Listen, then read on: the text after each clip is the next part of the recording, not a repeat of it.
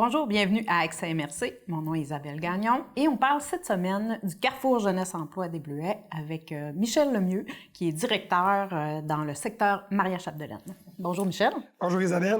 On ne fera pas semblant qu'on ne se connaît pas. On a travaillé ensemble plusieurs années. Plusieurs années, c'est les retrouvailles. C'est les retrouvailles aujourd'hui. Donc, bien heureuse de te recevoir. Bien, merci beaucoup. Même si je connais très bien le CGE des Bleuets, il y a beaucoup de gens qui ne le connaissent pas encore. Oui. Donc, j'aimerais ça qu'on commence par défaire quelques trucs, là, des idées un peu préconçues qu'on entend souvent puis que j'entends souvent encore aujourd'hui. Oui. Première chose, le Carrefour Jeunesse Emploi, c'est pas la même chose que le Centre Jeunesse. Non, c'est vraiment pas la même chose. On a des belles collaborations avec le Centre Jeunesse, mais non, nous, Carrefour Jeunesse Emploi, on n'a pas du tout le même rôle. Mm-hmm. Carrefour Jeunesse Emploi, nous, c'est du soutien aux projets professionnels et à toutes sortes de projets aussi, mais on a deux volets. Volet employabilité qui s'adresse aux personnes de 15 ans et plus. Mm-hmm. Donc, le volet employabilité, tant qu'on est jeune de cœur, il n'y a pas de limite d'âge. Tout ce qui est questionnement professionnel, recherche d'emploi, du CV à la liste d'entreprise, à des personnes qui ont vécu qui ont des obstacles à l'emploi. Qui ont été éloignés du marché du travail ou ça fait longtemps qu'ils ne sont pas sur le marché du travail ou qui vivent des gros doutes, des gros questionnements ou des difficultés avec leur travail. Ça, c'est un nouveau volet. Puis on a aussi un volet jeunesse qui est beaucoup plus axé sur... on a des différents projets jeunesse, implication dans la communauté des jeunes, l'implication dans leur milieu. Un volet entrepreneuriat jeunesse. On n'est pas des experts en entrepreneuriat, mais c'est d'emmener la fibre, le désir d'entreprendre chez les jeunes, puis d'appuyer aussi des projets comme la persévérance scolaire ou tous les projets qu'on pourrait dire des 15 à 35 ans au niveau de plus les projets jeunesse. Mais tu vois, tu as défait déjà un autre mythe en m'expliquant tout ça, que le Carrefour Jeunesse Emploi, ce n'est pas que pour les jeunes. En fait, les jeunes de cœur, hein, comme tu le dis, ça peut être n'importe quel âge. Hein, on est jeune à tout âge si on veut. Oui. Mais techniquement parlant, quelqu'un qui a plus de 35 ans peut se présenter au Carrefour Jeunesse Emploi, disons le CJE. Oui, le CJE. C'est moins confondant, pour obtenir des services en lien avec l'aide à l'emploi. Oui. Ces services-là, ça ressemble à quoi? En employabilité, c'est souvent la personne prend un rendez-vous, elle se présente à l'accueil. Ça va marcher sur rendez-vous avec une intervenante en employabilité. Ça va être l'évaluation des besoins. Les besoins se situent où? La démarche, ça va ressembler à quoi? Puis ça se co-construit, dans le fond, avec l'intervenante et la personne. Des fois, ça peut être des services qui sont très courts. C'est juste des outils de recherche d'emploi. Comme le CV, par exemple. Le CV, une pratique d'entrevue, savoir un peu une liste d'entreprises. Des fois, on travaille dans un domaine, mais on ne connaît pas toutes les entreprises de notre secteur selon le rayon de recherche d'emploi qu'on veut faire. Fait que ça, on peut appuyer. Et des fois, ça peut être plus de la connaissance de soi. Changement professionnel, des fois, on est en emploi, on est plus heureux. Ça arrive de plus en plus. Oui, hein? Tu sais, autrefois, les gens faisaient de 1 à 2 changements professionnels dans une vie. Maintenant, on est à plus de 7, 8, 9 changements. Donc, ça occasionne des nouveaux défis, des nouvelles adaptations. Le marché du travail évolue vite. Donc, des fois, on peut se retrouver dans un emploi qu'on aimait hier, qu'on n'aime plus aujourd'hui. Et le marché du travail permet de peut-être chercher d'autres choses, mais l'important, c'est il ne faut pas rester dans un emploi qu'on ne s'épanouit pas, qu'on n'est pas heureux, des fois on dit on n'est pas sur notre X, parce que sinon, c'est là que la santé mentale, puis il y a des conséquences à faire 30, 35, 40 heures et plus, un travail qu'on n'est plus heureux, qu'on ne retrouve plus ce qu'on recherche. Donc, notre accompagnement peut être vraiment vaste. Tu me diras si je me trompe, mais le marché de l'emploi est tellement ouvert actuellement que les gens pourraient peut-être penser que c'est plus nécessaire, par exemple, d'avoir un CV. Oui. On n'a qu'à se présenter chez l'employeur, puis on ressort avec un emploi. Puis est-ce que c'est le cas? Est-ce que vous le constatez ou c'est encore un bout de papier qui est nécessaire à avoir? C'est papier ou virtuel, parce qu'il y a beaucoup de CV virtuels. Quelqu'un qui veut un emploi juste pour avoir un emploi, c'est beaucoup plus facile qu'à une certaine époque, pas si lointaine. Mais tu sais, une recherche d'emploi, c'est pas trouver un emploi, c'est trouver l'emploi qu'on désire, puis avec nos choix. nos critères, nos valeurs, ce qu'on a besoin. Il y a une réflexion qui est plus grande. Puis c'est la meilleure manière de faire une bonne recherche d'emploi. Sinon, ben, tu vas en faire 25 des recherches d'emploi. Tu vas aller partout. Je suis pas heureux là, je suis pas heureux là. Ben, c'est important de se poser bonnes questions. Puis des emplois super intéressants pour une personne, aller pour d'autres encore. Ouais. Donc, trouver un emploi, c'est quelque chose. Trouver le bon emploi ou un emploi qui est convoité par d'autres, ben là, il va quand même avoir un processus d'entrevue, puis ça, c'est pas des automatismes, là. Puis le marché du travail, oui, il est ouvert, mais on sent déjà que il se referme un petit peu. Le taux, le taux de chômage il augmente un petit peu. On sent quand même des effets. Ça reste très positif, mais quand même, on le sent que le marché du travail amène d'autres défis maintenant également. Donc, le marché du travail a changé et évolué, puis les besoins des chercheurs d'emploi, puis les besoins en tant qu'individus qu'on a dans cette société-là, dans ces paradigmes-là, ils ont évolué aussi. Est-ce que vous l'avez remarqué dans votre clientèle, avec le changement du marché de l'emploi, avec le boom de besoins qu'il y a? Il y a eu, j'imagine, une évolution au niveau de ce que les chercheurs d'emploi veulent au CJAWA. Oui, ben oui, puis le spectre est encore plus large parce qu'on a des chercheurs d'emploi, comme je disais, c'est très bref. Puis il y a beaucoup de questionnements professionnels, des gens qui ont essayé 2-3 travails puis qui n'ont pas trouvé le bon.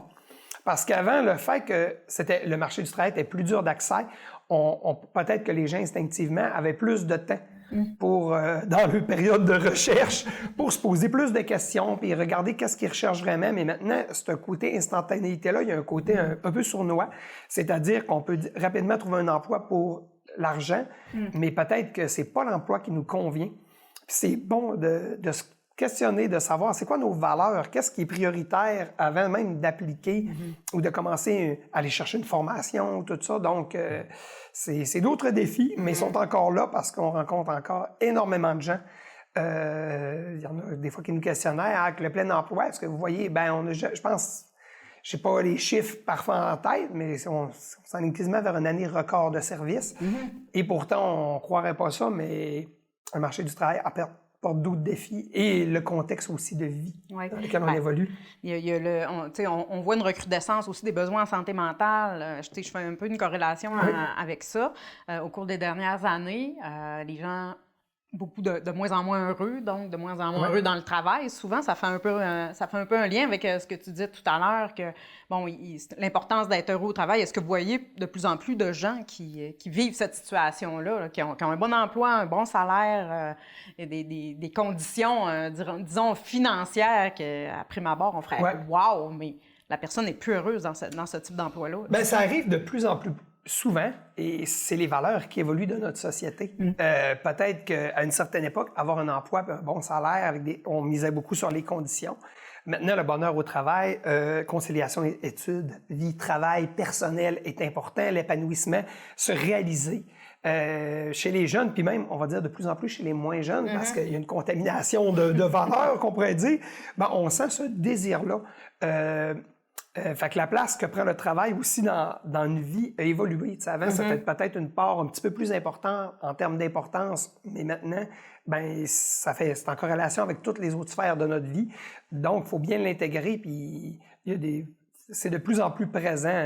Puis aussi, on est sur le marché du travail, on n'a jamais eu autant de générations qui se côtoient. Sur le travail, les générations sont de plus en plus courtes et on travaille plus longtemps. Parce qu'on sait que les retraités, on essaie de les retenir. On les ramène. Avec aussi le coût de la vie qui augmente, c'est peut-être plus difficile aussi. Tu sais, ça, c'est négatif, là, de prendre sa retraite tôt.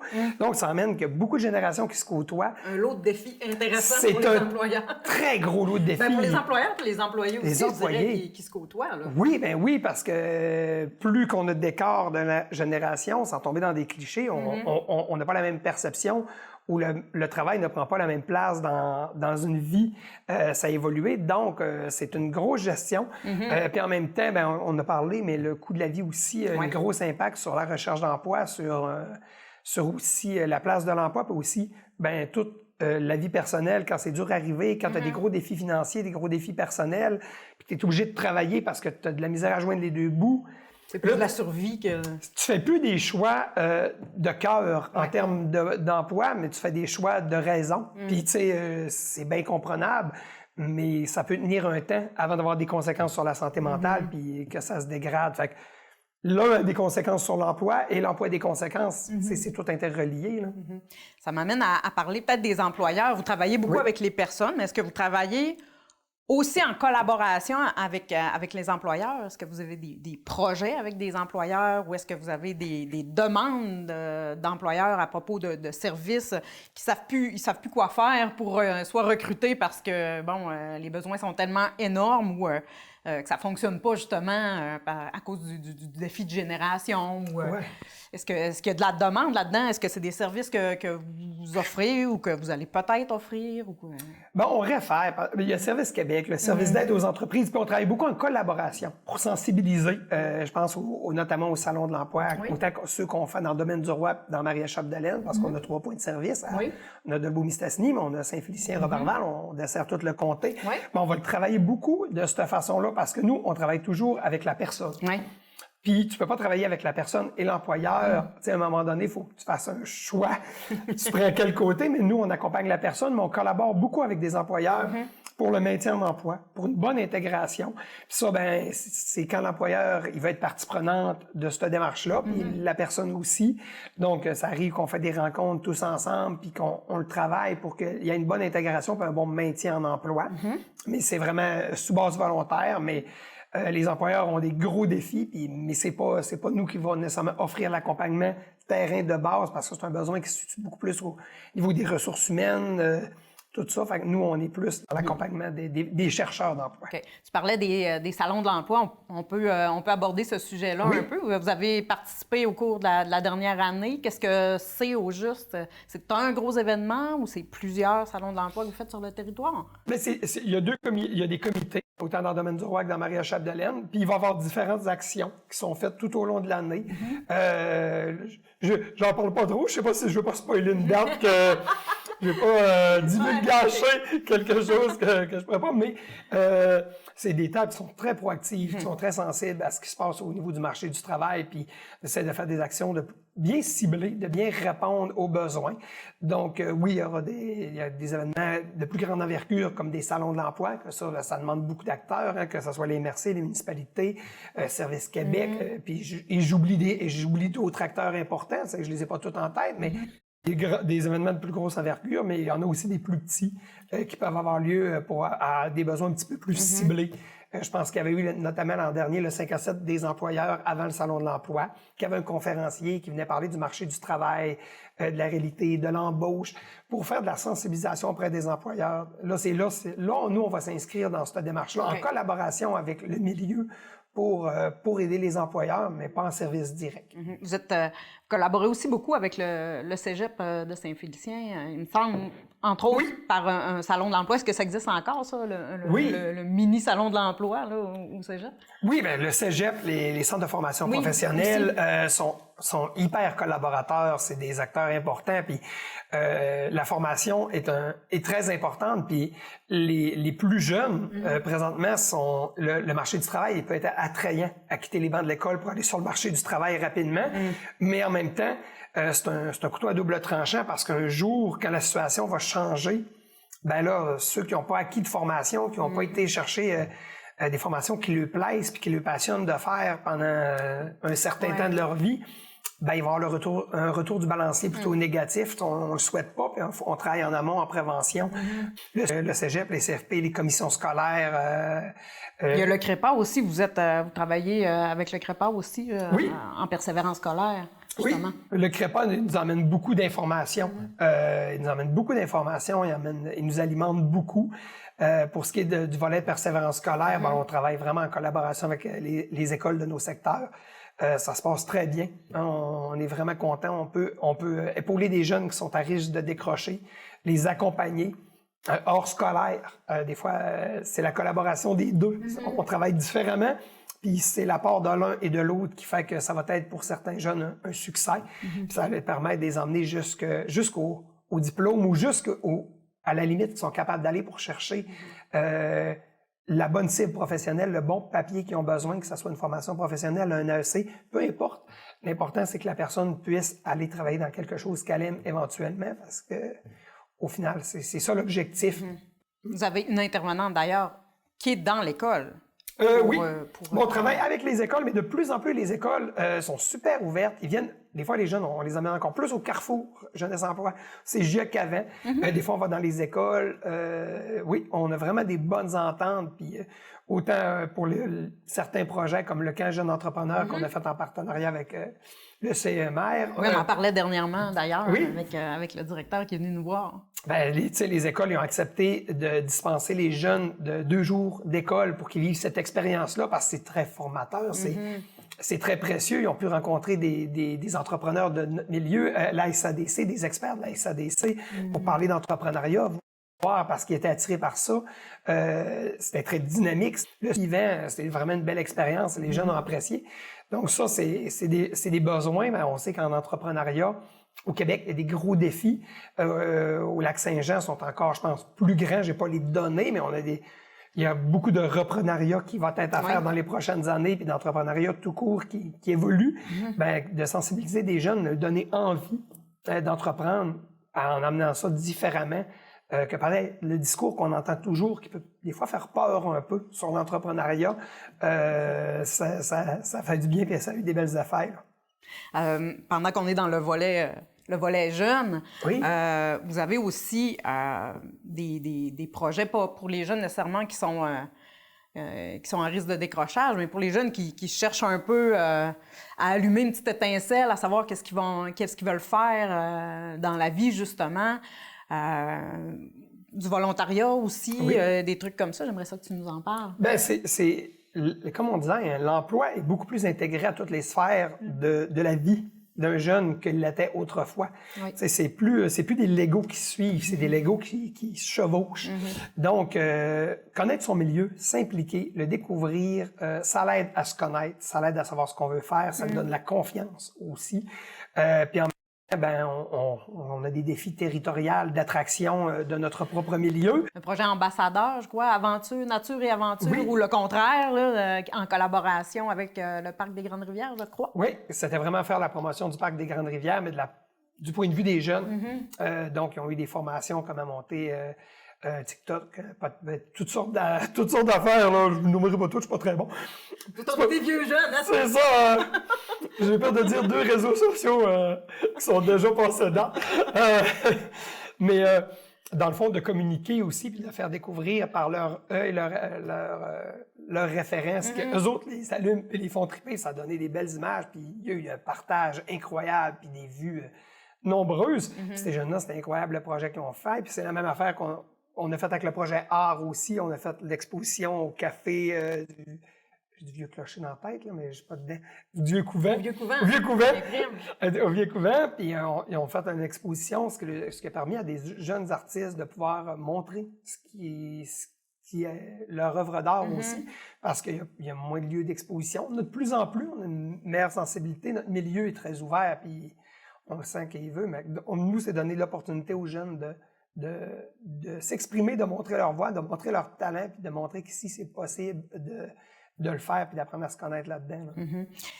Vous avez aussi des projets qui sont destinés à des gens qui sont un petit peu plus éloignés du marché du travail aussi, peut-être des jeunes adultes ou qui sont pas nécessairement prêts à retourner aux études ou au travail, mais qui sont un petit peu plus éloignés. Là. Il y a plus de chemin à faire avant de les rendre autonomes.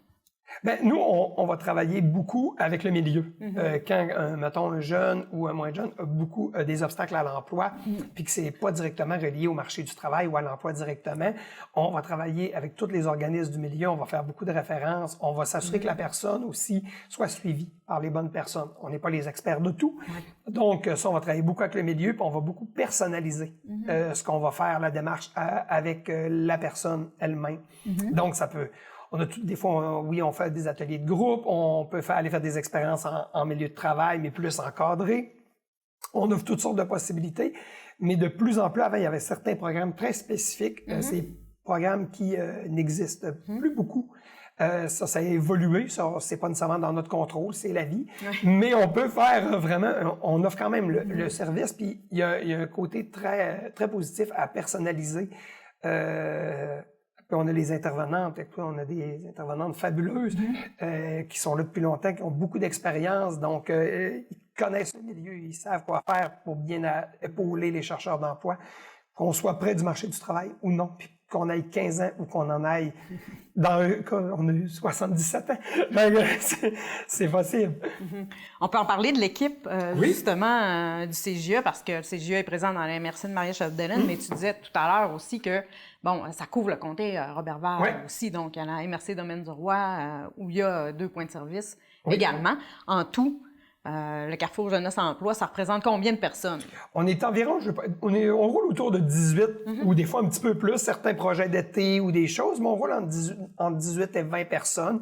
Une équipe principalement composée d'intervenants d'employabilité. Bien sûr, on a aussi des agents d'accueil, d'autres postes, un agent de communication, un adjoint administrative, mais on est 2 directions, puis des intervenants d'employabilité qui vont vraiment travailler en accompagnement des personnes, puis que ce soit des personnes, des groupes ou de développer des choses avec le milieu, des collaborations. Donc, on a une équipe qui est là depuis longtemps. On est L'expérience. C'est notre plus grande fierté.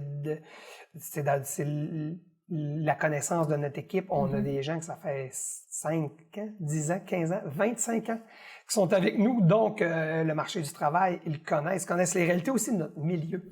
C'est le marché du travail, mais faire une recherche d'emploi à Québec ou à Montréal-Nord ou peu importe, ou ici, à Normandin, c'est pas la même chose. C'est pas mieux, c'est pas pire, mais c'est important. C'est différent. C'est important d'être bien ancré dans son milieu, le connaître. Puis je pense qu'on essaye de le faire le mieux possible. Puis nos intervenantes sont vraiment bien au courant de ce qui se passe du marché du travail, des outils, d'évolution des générations. Ils se forment, sont intéressés. Puis la passion est toujours là. C'est pas mal ce qui guide, je pense, de travailler de Carrefour Jeunesse Emploi. C'est la passion de soutenir les jeunes et les chercheurs d'emploi. On aurait quasiment le goût d'aller travailler au Carrefour Jeunesse Emploi. Blague à part, puisque je l'ai fait pendant plusieurs années. Tu as beaucoup parlé de partenariat, de présence dans le milieu. Justement, le CGE ne se contente pas d'être dans ses bureaux, puis sort et vous êtes sur des tables de concertation, vous travaillez sur plusieurs comités, t'en as nommé quelques-uns. Donc c'est important aussi. Là. C'est important parce que, nous, on apporte une expertise jeunesse ou une expertise en employabilité. Quand on sent que ça peut être utile ou qu'on nous interpelle, c'est sûr qu'on va collaborer. On fait un partenariat projet avec la Ville, on a fait un projet avec partenariat avec la MRC, avec le Cégep, les commissions scolaires, avec toutes les écoles de notre territoire. Avec le CMR, on voit qu'on veut collaborer, puis on sent vraiment un désir. On est très chanceux que le milieu aussi est en collaboration. On sent vraiment pas que actuellement il y a pas de lutte. Tout le monde veut que ça fonctionne, tout le monde veut que les projets élèvent, puis on veut tout emmener notre petit coin de pays ailleurs de façon très positive. Donc c'est vraiment plaisant puis de le faire de cette façon-là, et de collaborer avec les acteurs du milieu. Donc on pourrait presque dire, à la lumière de tout ce que tu nous as raconté, que peu importe qu'on soit éloigné du marché du travail, qu'on sente que peut-être notre jeune est sur le bord de décrocher, donc appel aux parents aussi, qu'on veut se réorienter, peu importe notre âge. Donc la porte d'entrée finalement de l'employabilité dans le coin, c'est vraiment le CGE. Puis si jamais que quelqu'un a droit à des services spécialisés pour des conditions particulières, on va référer aux bonnes personnes. Mais c'est sûr que des fois ça peut être dur. Il y en a qui ont des volants en recherche d'emploi ou tout ça, mais que c'est pas nous qui a parce qu'on fait pas tout. Des fois, il y a certains volets que... Les types de clientèle. Les types de clientèle, c'est ça. Porte ouverte sur le lac va faire plus les personnes issues d'immigration, tout ça. Mais nous, on va s'assurer de référer aux bonnes personnes. Fait que dans le doute, c'est dur de connaître tous les endroits. Et quelqu'un qui cogne à notre porte, il peut être sûr d'une chose, il va être répondu, il va être accompagné. Puis même si, à prime abord, il ne casse pas dans notre clientèle, on le laissera pas repartir sans qu'il soit bien appuyé, qu'il sache où appeler. On va quand même s'assurer qu'il reparte avec les bons outils. Puis j'ai dit 15 ans et plus, mais s'il arrive un jeune de 14 ans, puis il est en recherche d'emploi d'été, puis il y a des questions, on va l'accueillir aussi. C'est nos barèmes, mais je vous dirais que les personnes sont plus importantes que des barèmes des fois. Question justement de savoir à quelle porte frapper. Tu vas nous rappeler où est situé le Carrefour Jeunesse Emploi, puis les coordonnées aussi pour... oui, les coordonnées, il va falloir les faire apparaître à l'écran. Je les connais pas par cœur, les adresses. Est-ce que tu veux que je te dise le numéro de téléphone? C'est 276-36-26. Je les connais pas tous par cœur parce que je fais juste le 0. Mais oui, on a un point de service à Dolbeau-Mistassini, dans le fond, sur la rue des Érables, près du centre d'achat. On est bien affiché. À Saint-Félicien, c'est à côté d'Atma Santé. En arrière, on monte. Puis à Roberval, on est à la Plaza, pas loin du centre local d'emploi. Je dis centre local d'emploi de Service Québec. Désolé, je vis dans des vieilles bottines. les vieilles, c'est dur de changer de sigle d'une tête. On est situé là, donc nos 3 points de service sont ouverts généralement, sauf exception, de 8h30 à 4h30 du lundi au vendredi. Sauf exception, des fois, mais... dans le doute, vous pouvez nous appeler. On a notre site Internet, notre page Facebook, on a Instagram, on est sur beaucoup de plateformes et on est facilement rejoignable. Bien, merci beaucoup, Michel. Merci de l'invitation, c'était très agréable. Je vous remercie aussi d'avoir été là. Je vous souhaite une bonne fin de journée. À la semaine prochaine.